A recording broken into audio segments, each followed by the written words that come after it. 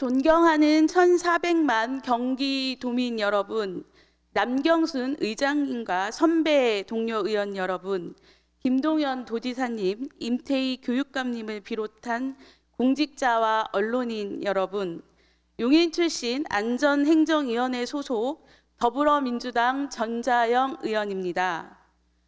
오늘 본 의원은 교육 여건 개선을 위한 특단의 대책을 촉구하기 위해 이 자리에 섰습니다. 지난 3월 16일 이곳 본회의장에서 임태희 교육감께 기흥 역세권 중학교 신설을 촉구하면서 학교 신설에 대한 도정 질문을 한 바 있습니다. 이에 교육감은 저도 중학교 신설이 필요하다고 생각한다며 용인시가 책임지고 부지를 마련하겠다고 해서 조금 기다리고 있는 중이니 조금만 시간을 주면 해결이 가능할 것이라고 직접 답변했습니다. 그렇게 반년이 넘는 시간이 흘렀습니다. 지금까지 본 의원에게 누구도 어떠한 설명도 없습니다.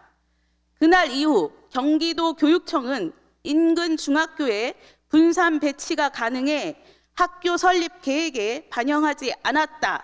학교 설립 방안을 용인시 등과 협력하겠다는 원론적인 답변에서 한 발짝도 나아가지 않은 것인지, 못한 것인지, 하고 싶지 않은 것인지, 아무리 정치권에서 학교를 지어야 한다고 한들 집행 권한을 가진 행정이 나몰라라 하고 있으면 이것을 누가 해결할 수 있겠습니까? 그리고 행정의 재량권을 축소해서 판단하는 것은 옳지 않습니다.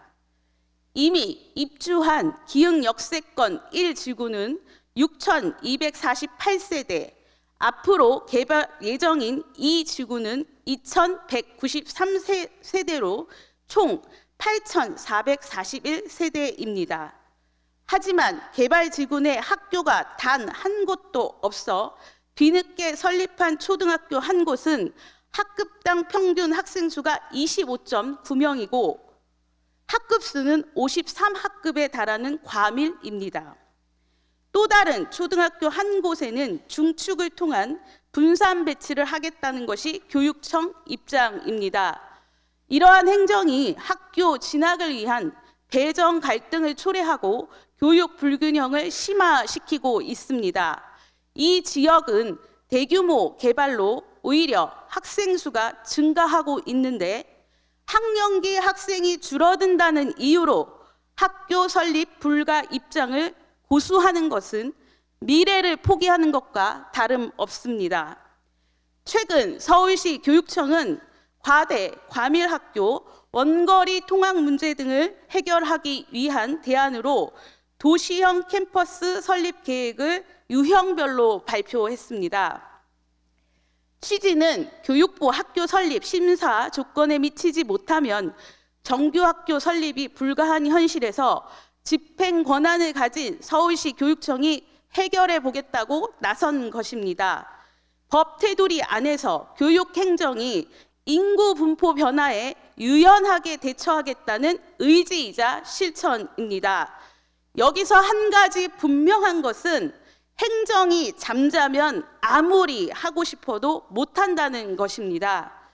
정치의 영역에서 시민들의 입장을 이해하고 꼭 필요하다고 호소해도 행정이 잠을 자고 있는데 단식을 하고 시위를 한다고 학교를 지을 수 있겠습니까?